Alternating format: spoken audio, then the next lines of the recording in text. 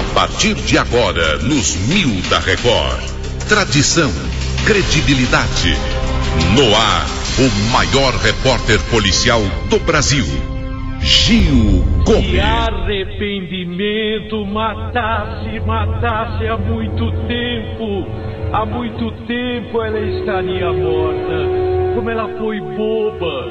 E não foi por falta de aviso, não. Não foi por falta de terem alertado a ela. Avisaram, todo mundo falou, todo mundo disse, todo mundo falou, todo mundo alertou. E ela boba, ela acreditou nele, ela, se arrependimento matasse, como ela odiava.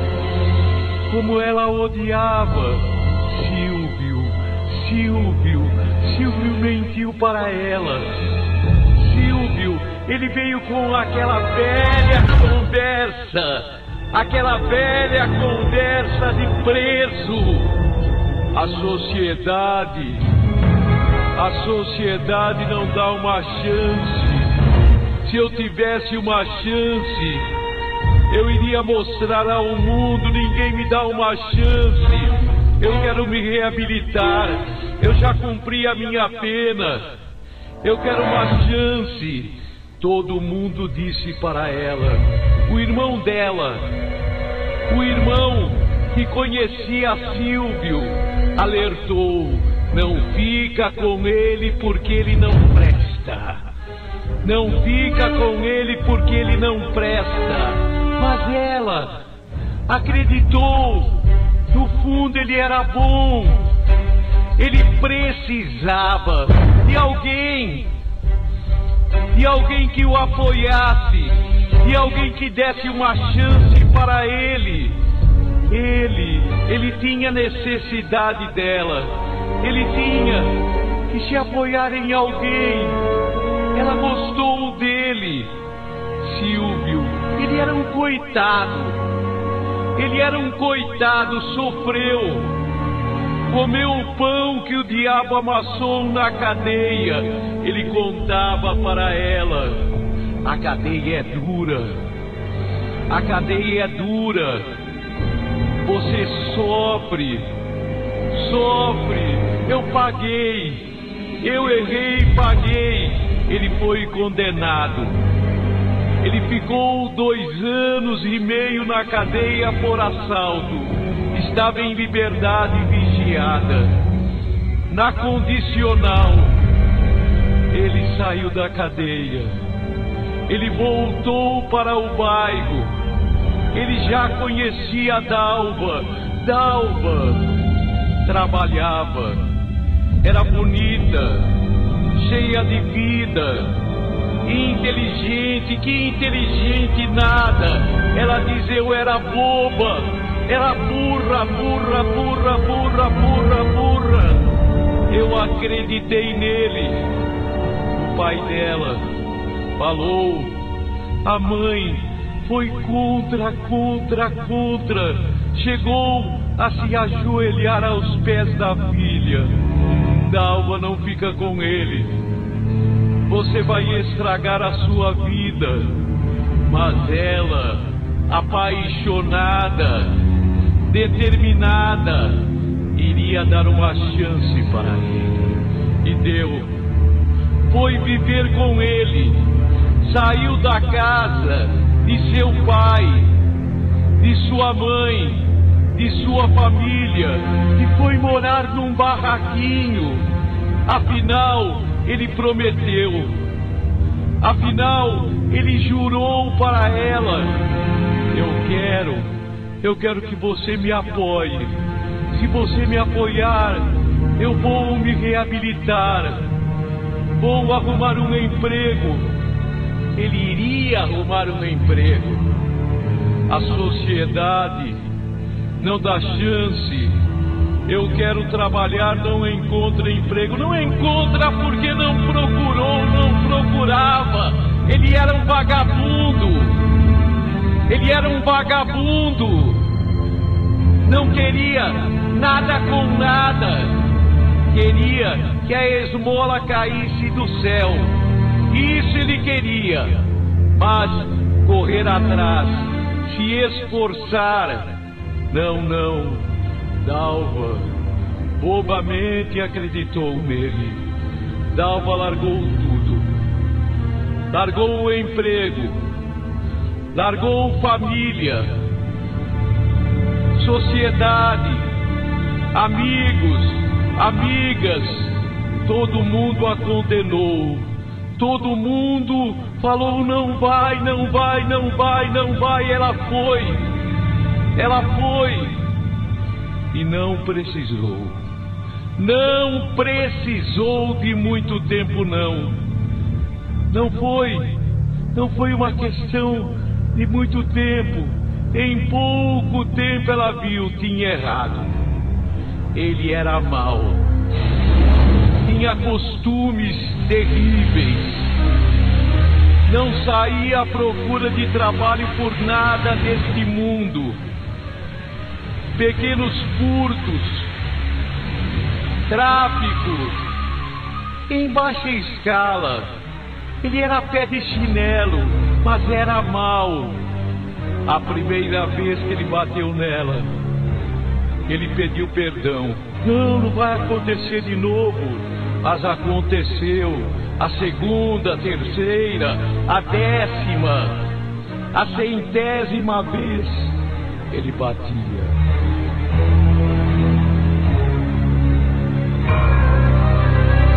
Se arrependimento matasse, se arrependimento matasse, se arrependimento matasse, se arrependimento matasse. Dalva, ela praticamente não comia. Um parco, arroz e feijão quando tinha. Ele não. Para ele ia no bar, comia. Para ela, era o que sobrava. Era o pouco que sobrava. Ela, Dalva, ela recorre à sua família. Ela queria voltar. Ela precisava voltar. O irmão, eu vou falar com ele. Eu vou falar com ele. E foi, apanhou. O irmão dela apanhou. Para resumir a história, ela fugiu dele e voltou para casa de sua mãe e seu pai. Ele foi lá e a pegou. A levou. Você não vai fugir de mim. Você não vai me abandonar. Mulher de bandido é mulher de bandido. Mulher de bandido é mulher de bandido. Quando o irmão dela tentou impedir, ele estava, Silvinho estava armado. Silvio Sebinho, o apelido dele. Silvio Sebinho, armado, atirou no irmão dela. Matou! A mãe se colocou na frente, a mãe dela também foi baleada. Baleada na cabeça, ficou hospitalizada, morreu depois. Dalva foi levada, surrada, espancada. Ela ficou um trapo humano, surrada, mas foi surrada, apanhou uma barbaridade. Quando a polícia prendeu Silvio Sebinho, ele falou: essa mulher estragou a minha vida. Essa mulher estragou a minha vida. Eu queria me reabilitar, ninguém me deu uma chance. Ela queria ir embora. Ela foi embora. Me abandonou só porque a sociedade não me deu emprego. A velha conversa. Ele matou o irmão dela, matou a mãe dela e ainda a culpou. Ela me abandonou.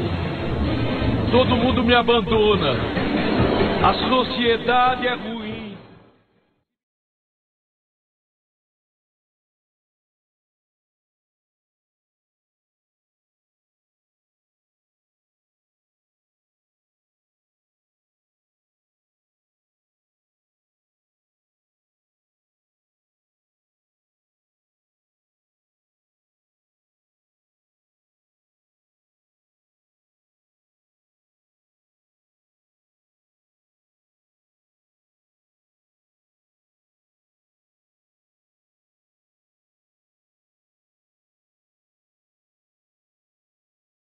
A partir de agora, nos 1000 da Record. Tradição, credibilidade. No ar, o maior repórter policial do Brasil. Gil Perto de Gomes. São Carlos, meu pai, sitiante. Eu estudei só um pouquinho. Para mim chegar na escola, tinha que caminhar léguas. Era difícil. Mas meu pai, com o tempo, mudou para a cidade. Era uma cidade pequena. Tinha uma igreja, um cinema, uma loja, um banco e só. Uma pracinha. Foi na pracinha que eu conheci Jair. Eu conheci Jair. Jair era da cidade também. O pai dele tinha um posto não sei do que. Era um posto de abastecimento, não era gasolina. Era de remédio, sei lá do que. Eu conheci na pracinha. Foi naquelas voltas que se dava em torno da praça no sábado à noite. Chamava footing. É isso. Eu conheci Jair. A gente começou a namorar. Era um namoro bem diferente de hoje em dia. Era um namoro respeitador. Demorava para pegar a mão. Para beijar, então, meses.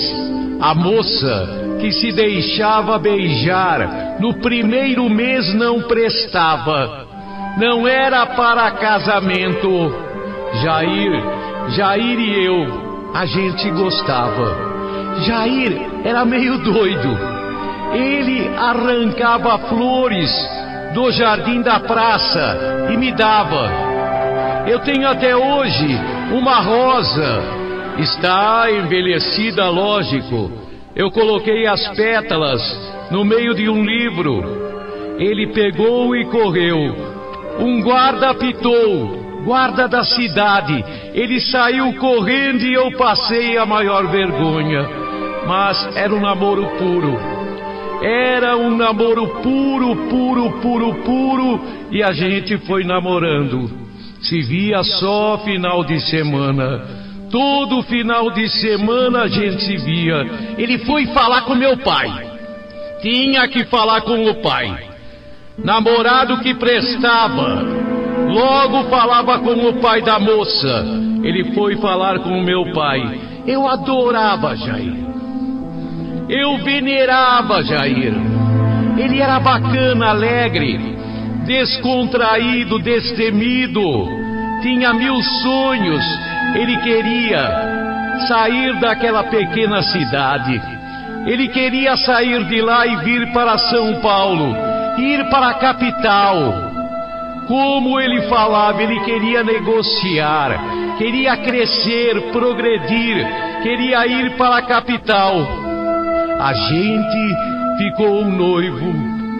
Nossa, noivado, quando se punha uma aliança no dedo, era um compromisso, um compromisso que não podia se desfazer de jeito nenhum. Eu gostava dele, e ele gostava de mim. Ele me adorava, morria de ciúmes. Ele era ciumento, morria de ciúmes, principalmente do Zeca. Não é que eu tenha namorado com o Zeca. Eu não tinha namorado, mas tinha flertado. E o Zeca era cheio de historinha para o meu lado. Eu me lembro como se fosse hoje. Eu me lembro como se tivesse acontecendo no dia de hoje. Eu fui ao cinema. Eu e, lógico, o Jair. Era um domingo. O cinema estava lotado. Eu me lembro do filme que estava passando, o maior espetáculo da Terra. Era um filme de circo, de um médico, um filme famoso. Eu sentei, o Jair me beijou, a gente comprou pipoca. A gente ficou de mão dada. O filme era grande e longo. Na saída, eu bati no Zeca.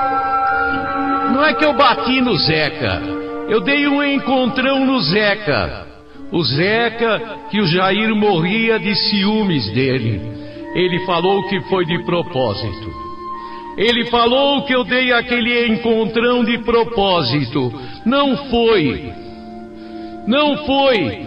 Veja, seu Gil, veja. Foi uma bobeira. Coisa de jovem.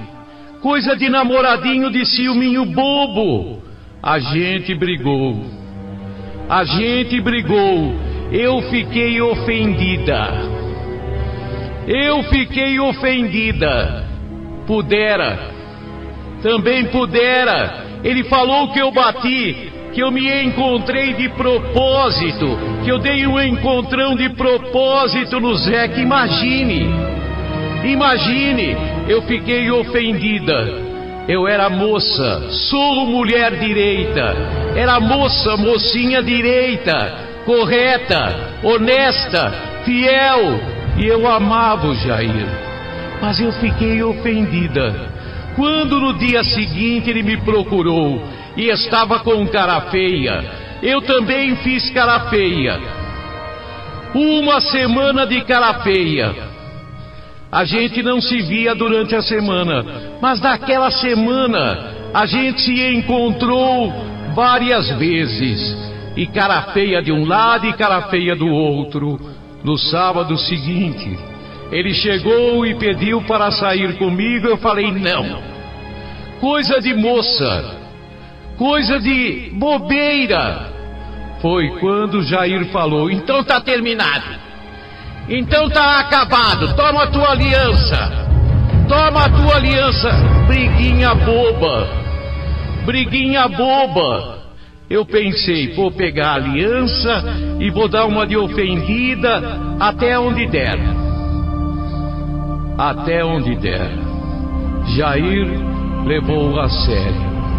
Me entregou a aliança e eu fiquei sabendo que no domingo mesmo ele pegou uma mala e veio para São Paulo. Veio para a capital paulista. Eu pensei, logo ele volta. Logo ele volta. Mas não voltou. O tempo foi passando e eu esperando. O tempo passando e eu esperando, esperando. E nada. Nenhuma carta. Nenhum telefonema. Teve um recado uma vez. O pai dele me transmitiu um recado. O Jair mandou dizer que gosta muito de você. Eu também gosto dele. Eu também gosto dele. Mas cadê o Jair? Eu esperei. Eu achava que no final do ano, no Natal, no Ano Novo, ele viria para ver o pai e a mãe. Não veio. Não veio. Aí eu pensei, em São Paulo ele arrumou namorada. Em São Paulo ele arrumou namorada. Eu comecei a namorar com o Zeca. O Zeca, o tal dos ciúmes. O Zeca que dava em cima de mim. Foi um namoro rápido. Foram 15 dias de namoro. Eu não gostava do Zeca. Eu gostava do Jair. Mas em toda a cidade se viu eu com o Zeca. E ele ficou sabendo, eu sei. Eu sei, cidade pequena todo mundo comenta. Não tem nada para comentar a não ser namoro e adultério. Nem futebol se fala. Nem de futebol se fala. Ele ficou sabendo, eu sei. E aí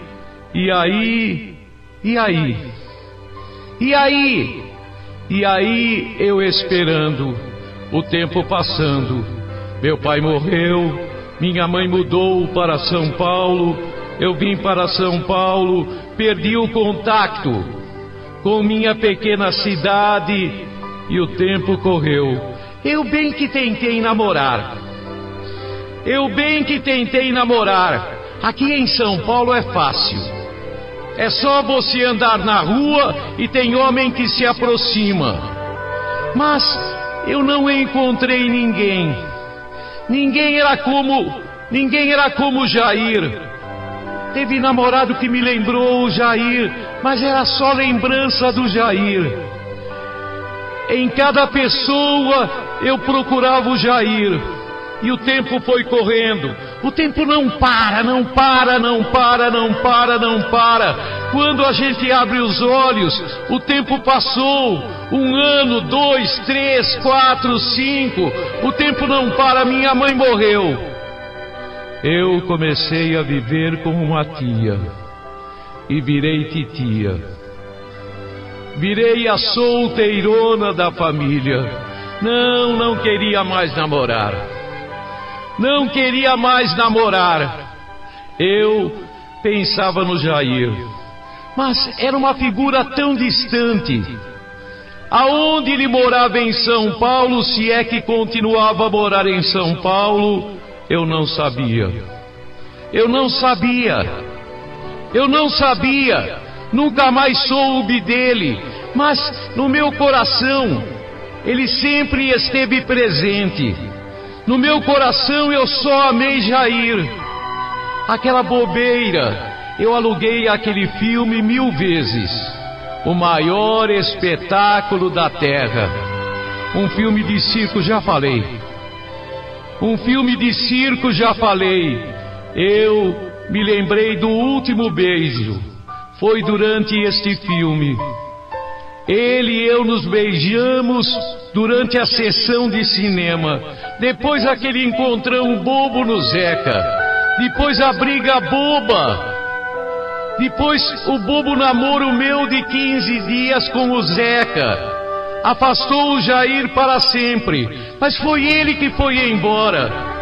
Mas fazia tanto tempo. 20 anos. Durante 20 anos eu esperei mais. Eu esperei, nem sei se esperava. Só que nada me apetecia, nada me satisfazia. Na presença de outro homem, eu me acanhava e lembrava dele. Eu nem sabia como era o Jair. 25 anos é muito tempo. Quando ele saiu da nossa terra, ele era um rapazinho de 21 anos. Era um rapaz de 21 anos. Agora, já era um homem de 40 e tanto, quase 50. Tava gordo, tava magro, cabelo branco. Será que tinha cabelo? Será que tinha casado? Lógico. Eu passava meu tempo livre e tinha muito tempo livre. Eu nunca trabalhei.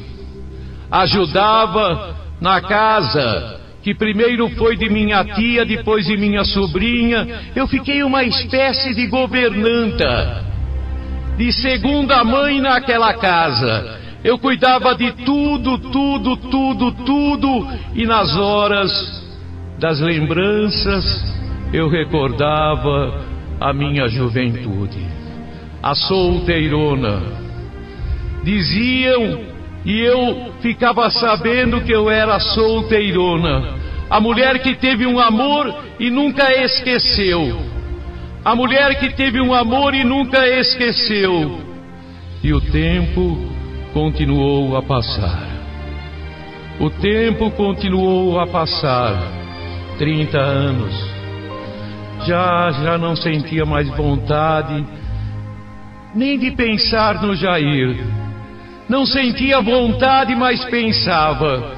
Me lembrava daquele dia que ele arrancou a rosa e as pétalas estavam dentro do livro. Eu olhava e suspirava. Um suspiro doce e gostoso que eu dava. Aquele suspiro da lembrança, aquele suspiro de felicidade, aquele suspiro de saudade. Eu, no meu íntimo, ainda amava o Jair. Ainda amava, mas eu não sei Eu não sei como ele era. Eu não sei. Tava gordo, tava magro. Será que ele já era papai? Já era. Será que era vovô? 40 anos. A solteirona. Eu completei 60, 61, 62, 63, 64 anos. 44 anos daquele dia. 44 anos daquele momento infeliz do encontrão no Zeca. E eu pensava, se eu não tivesse me encontrado, dado aquele trambalhão, dando aquele encontrão no Zeca, será que eu tinha casado com o Jair? Será que eu teria minha família? Eu já seria vovó? Eu acho que sim. 44 anos. Eu adoeci. Eu peguei uma doença, não era grave, mas uma doença chata, não vou nem dizer qual era. Me falaram de uma igreja.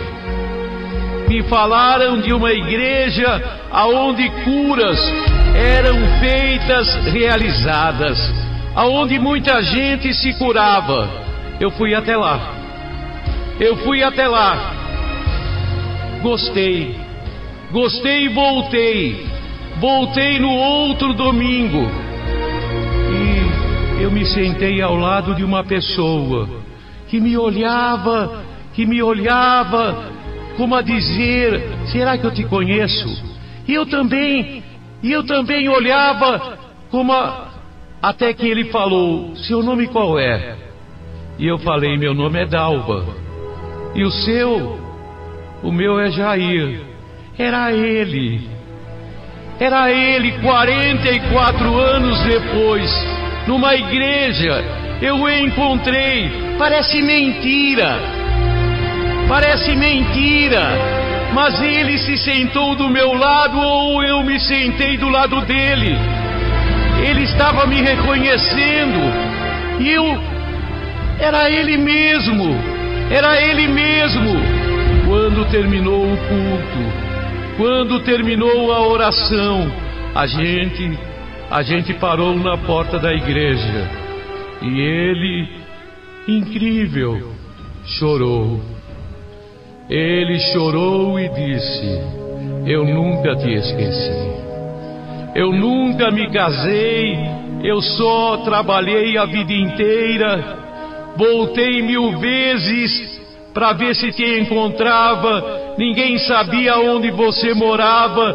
Bem que eu quis te procurar. Você lembra? Foi uma bobeira nossa briga. Nós, naquele momento, voltamos a ser jovens. Ele não era pai, não era avô, ele não tinha casado. Ele me amou como eu o amei durante todo este tempo, 44 anos. E como num milagre, eu adoeci, fiquei sabendo daquela igreja, fui lá e como se fosse preparado por alguém superior, por um ente superior, por um Deus de amor, a gente se uniu. Conte a minha história, seu Gil. Junto vai meu convite de casamento. A gente vai casar em janeiro. 45 anos depois. Um pequeno atraso. Mas para o tempo, o amor no tempo, não tem tempo de amor. Conte a minha história. A história de uma mulher, de um homem, de um casal que esteve separado 44 anos e que agora em janeiro vai casar. Uma história bonita, mas sofrida. São 45 anos de atraso, mas aconteceu. Obrigado.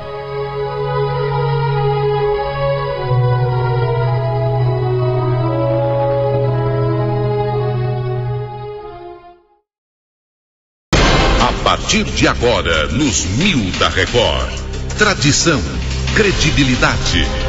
No ar, o maior repórter policial do Brasil, Gil Gomes. A partir de agora, nos 1000 da Record. Tradição, credibilidade. No ar, o maior repórter policial do Brasil, Gil Gomes.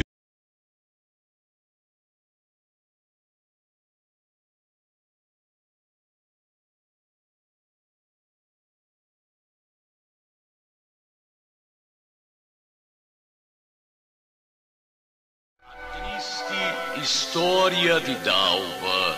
Dalva, que ela se lembre, ela nunca, nem na infância, nem na meninice, nem na adolescência, ela nunca teve um dia feliz. Era raro o dia que ela não chorava. Era muito raro o dia que passava sem um sofrimento maior. Dalva, uma família desfeita. A mãe foi embora quando Dalva tinha 4, 5 anos e ela ficou aos cuidados do pai e da avó paterna. A avó que logo morreu.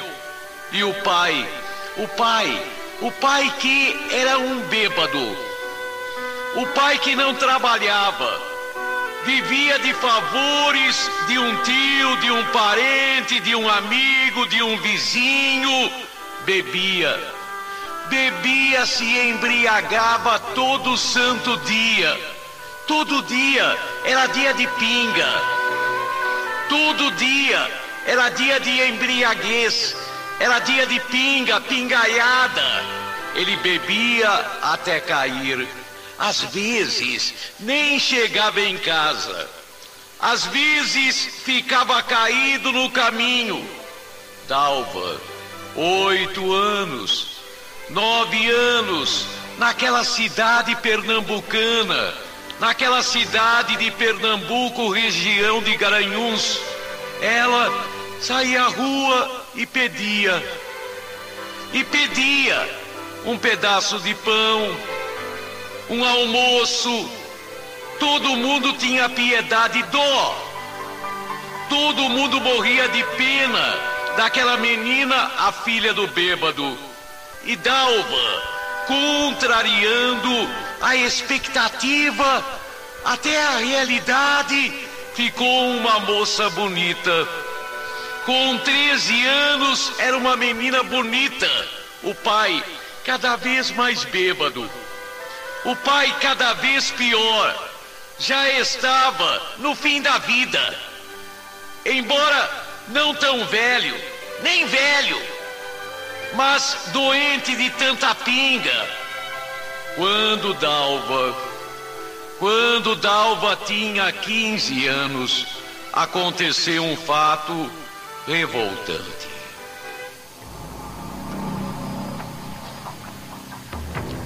Um vizinho, dono de um pequeno sítio, plantava cana-de-açúcar, mas plantava em pequena quantidade. Era um pequeno sítio. O nome dele, Jurandir. Jurandir, um dia, o pai da menina, o pai de Dalva, um dia, ele não tinha dinheiro para a pinga e foi pedir, como sempre pedia a um e outro. Desta vez, ele foi pedir para Jurandir, o vizinho sitiante. Jurandir falou: eu te dou dinheiro, mas eu quero comprar a sua filha. Eu quero comprar a Dalva. A Dalva não está à venda. Ela custa muito dinheiro. Não está à venda, custa muito dinheiro. Quanto? E combinaram uma determinada quantia. E o pai vendeu Dalva. O pai vendeu Dalva. Dalva, acostumada ao sofrimento. Naquele dia o pai chegou e comunicou: eu te vendi. te vendi. Agora você vai ficar com o Jurandir. Jurandir tinha uns 30 anos. Dalva tinha 15. Naquele dia, Dalva foi para a casa do sitiante vizinho, vendida. A troco de pinga. Vendida. Ela foi vendida. Ela chorou, esperneou, mas naquele dia foi possuída. Dalva, vendida pelo próprio pai. Dalva, vendida pelo bêbado que era seu pai. Jurandir sabia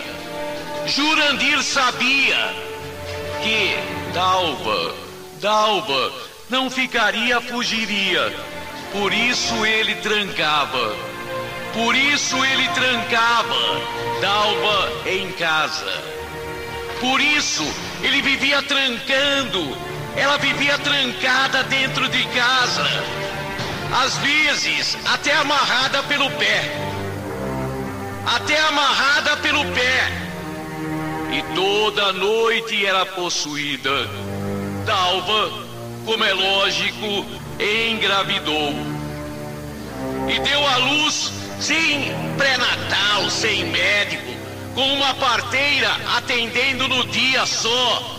Deu à luz a um menino. Ele detestava o menino. Jurandir, não sei porquê, não se sabe porquê.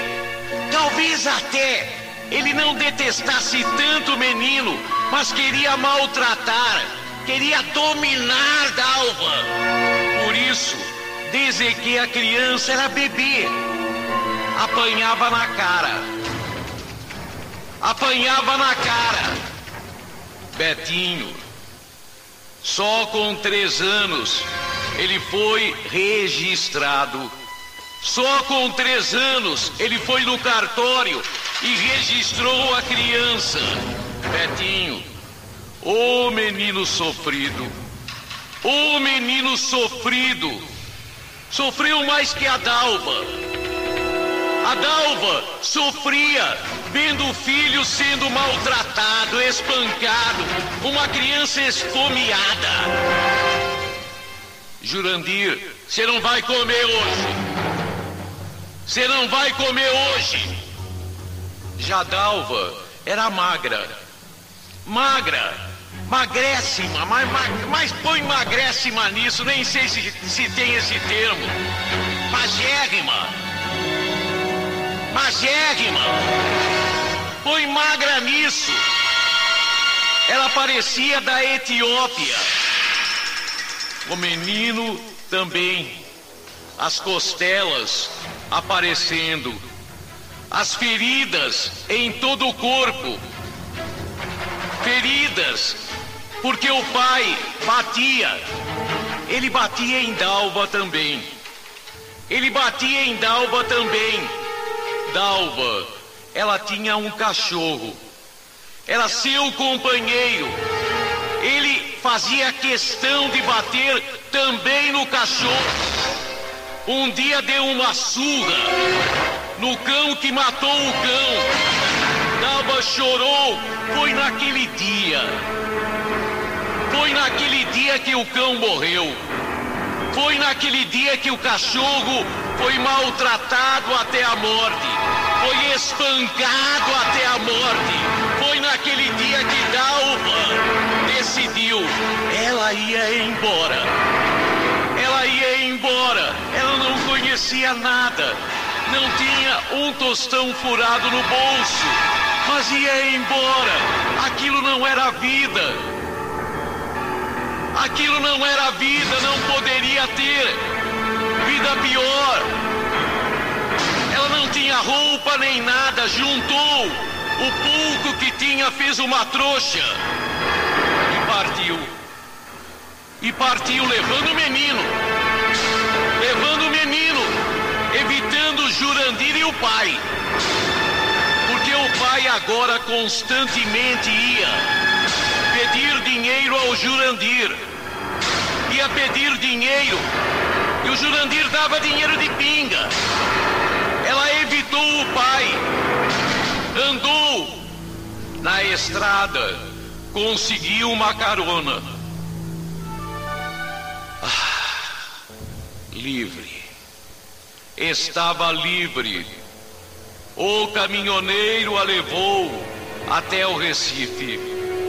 Ela chega na cidade dos rios, ela chega na capital pernambucana, na Veneza brasileira. Ela chega, ela fica boba, aquela cidade grande, ela de fome, ela morrendo, seu filho pedindo. Ela encontra uma associação, indicaram para ela uma associação. Ela comeu uma sopa, que delícia! Ela se alimentou bem, era uma novidade para ela e para Betinho, seu filho, que tinha 5, 6 anos. Menino magro, magro, magro, magro, magro, medroso, tinha medo até da sombra. Ela vai para uma favela. Dão para ela um pequeno barraco, mas para ela tudo era felicidade agora. Talvez tenha sido a época mais feliz da vida dela, se é que poderia ter felicidade, naquele imundo, sujo, porco barraco, na beira do rio, cheio de rato. Mas ela pelo menos não apanhava. Pelo menos não apanhava. Ela saía com o menino, se oferecia para trabalhar. Às vezes encontrava uma faxina para fazer e ganhava dinheiro, dinheiro, dinheiro. Enquanto isto, inconformado, Jurandir prometeu vingança. Jurandir, ele não deu mais dinheiro para a pinga para o pai dela e saiu à procura dela. Ele jurou: eu vou encontrar. Ele deduziu que ela tinha pego carona pro Recife. E ele começa a procurar.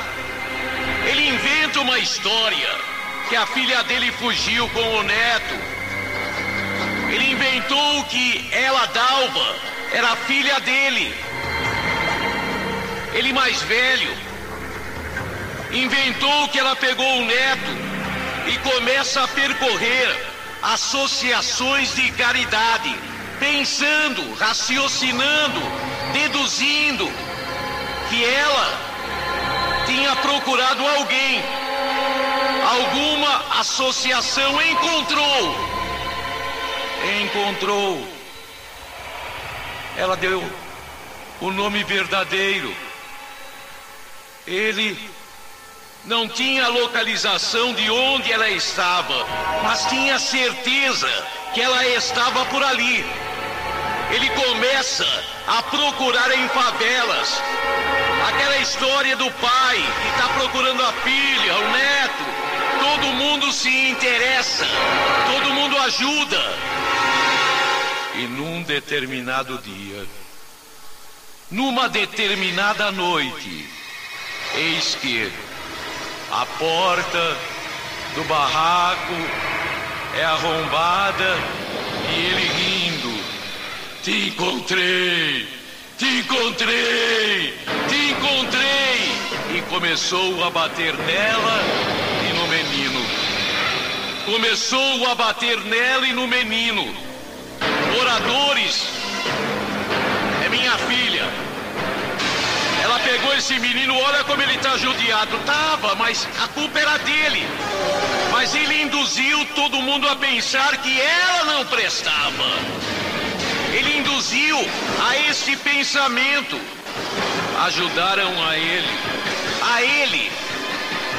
Ele levou de volta. Ele entrou com ela no sítio, no pequeno povoado aonde moravam um pequeno distrito, pequeno povoado, na região de Garanhuns. Ele entrou com uma corda amarrada no pescoço dela, como se ela fosse um animal, como se ela fosse uma vaca, gado. Ela chorando, o menino como se fosse um filhote de bicho, caminhando ao lado dela. Consegui.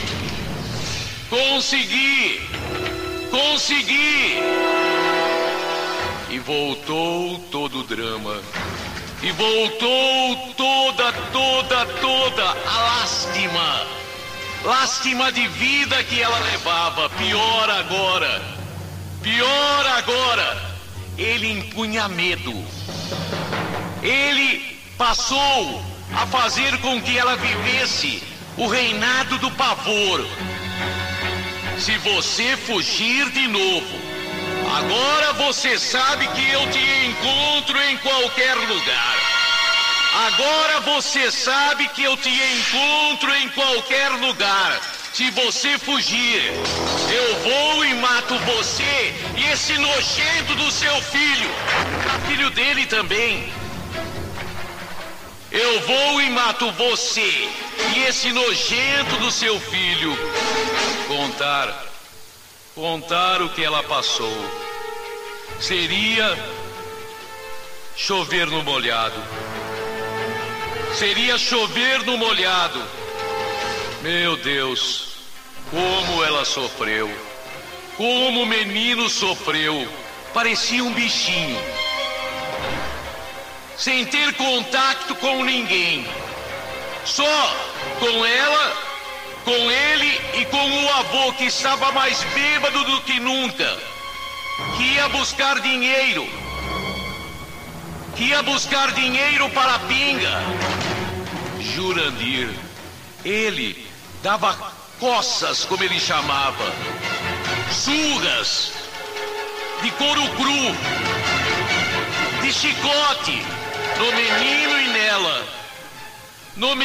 e nela. Ele sentia prazer em maltratar e gritava: foge de novo! Dalva, que cruz pesada. Ela, a única felicidade dela, os únicos dias um pouco felizes foram naquela favela no Recife. Ela sonhava, o sonho dela era voltar para aquela favela, era viver livre, não apanhar, não ver o filho passar fome e apanhar. Alimentação uma vez e parca uma vez por dia, para ela e para o menino. O menino cresceu, sem estudo, sem nada, proibido de sair do sítio. Ai dele se aventurasse uma saída do sítio. Com 13 anos, ele era mirrado, pequeno, todo tortinho, andava torto até, de tanto apanhar, ele andava torto. Foi quando Dalva, ela decidiu, desce no que desce, ela ia fugir. Quantos anos? 15 anos sofrendo. Ela era nova, tinha 30 anos, talvez 29, já nem contava mais, já nem sabia que dia era, que mês que era. Desce no que desce, ela ia fugir, mas não iria para o Recife, não iria para aquela favela, que seria o primeiro local que ele iria procurá-la. Ela faz um plano. Ele, de vez em quando, bebia. Não bebia sempre como o pai dela, mas de vez em quando bebia. Numa das bebedeiras, ela sairia. Ela e o filho correria, iria para a estrada, pegaria uma carona. Sempre tinha alguém que dava carona. Ela pegaria, mas não pararia em lugar nenhum. Ela ouviu falar de Minas, São Paulo, Rio. Ela vinha para o sul, para onde não importava, para longe dele, para longe daquele sofrimento, daquela agrura de vida, daquela detestável vida que ela levava. Demorou. Mas um dia, uma noite, ele bebeu e dormia.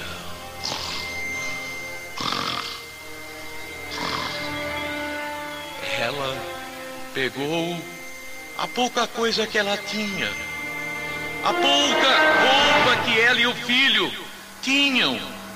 Ela pegou e correu. O filho e ela correndo. Parecia uma dupla maluca. Eles correram, deram sorte. Uma caminhonete que passava parou e perguntou. Ela nem pediu carona, queria pegar carona em caminhão, porque caminhão ia para longe. Mas o dono daquela caminhonete parou e perguntou: o que aconteceu? E ela explicou: estou fugindo do meu marido, olha como ele me maltrata, e mostrou cicatrizes nela, no filho. O cara da caminhonete se apiedou. Era um cara bacana, ninguém sabe quem era, mas ele a levou até uma cidade maior e a colocou num ônibus que vinha para o Rio de Janeiro. Deu dinheiro para ela, para comer sanduíche na viagem. No Rio ela... Rio. Ela chega no Rio. Ela... Que beleza! Que cidade bonita! Ela não tinha televisão. Nunca teve TV. Então não conhecia o Rio nem por televisão. Fica perambulando na praia. Mas tinha gente boa. Quanta gente boa que apareceu. Um padre, um pastor, gente de religião que amparou a ela, que amparou o filho dela, que a levou para uma comunidade. Nossa, de novo ela era livre.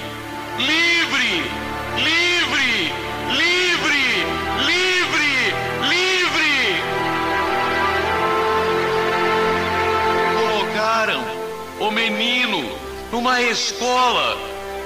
Ele já era grande, mas começou a aprender a ler e a escrever.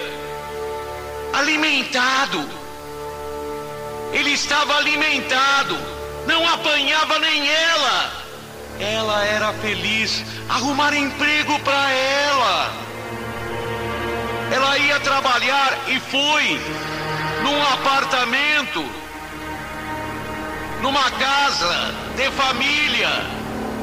Tinha salário, tinha dinheiro.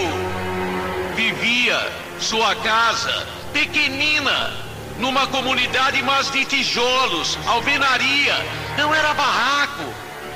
Ela comprou um aparelho de televisão, via novela.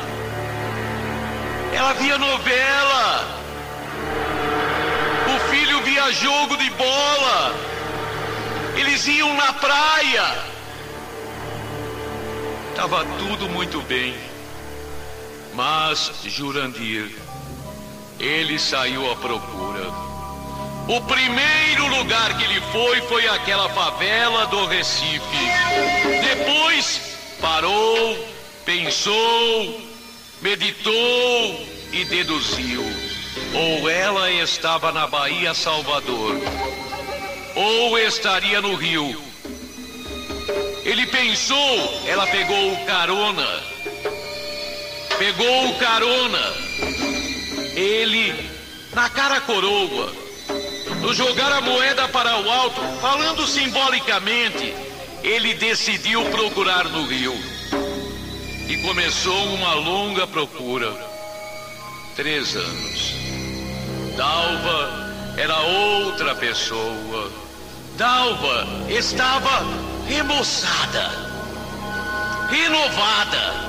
O menino, com 17 anos, jogava bola, estudava, ia na praia.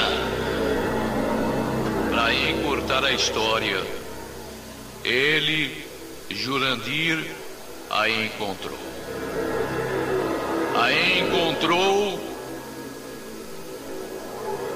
Aonde ela morava. Como ele conseguiu, não se sabe.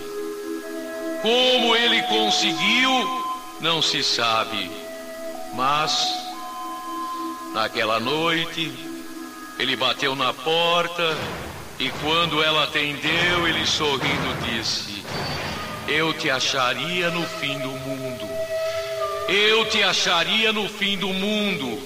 O menino, Betinho, já não tão menino agora, já adolescente, com medo, com raiva, com ódio, com tudo, com todos os sentimentos negativos, pega uma faca e vai pra cima dele. Mas não estava acostumado a brigar. Jurandir toma a faca do menino, do rapaz, e dá 4 golpes no peito de Betinho. Dalva, chorando num canto, tentou evitar, não conseguiu. E ele rindo: você já viu seu filho morrer. Esse nojento tá morto. Esperou que o menino morresse. Agora é tua vez. Vizinhos, de longe, com medo, assistiram a cena. Chamaram a polícia, que demorou para chegar. Quando chegou, o Dalva já estava morto e ele tinha fugido. Pelo que se sabe,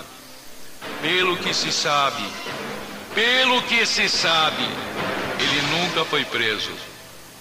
Voltou para a terra dele, vendeu o sítio e sumiu. A história triste de uma mulher que sofreu, viveu sofrendo, morreu sofrendo.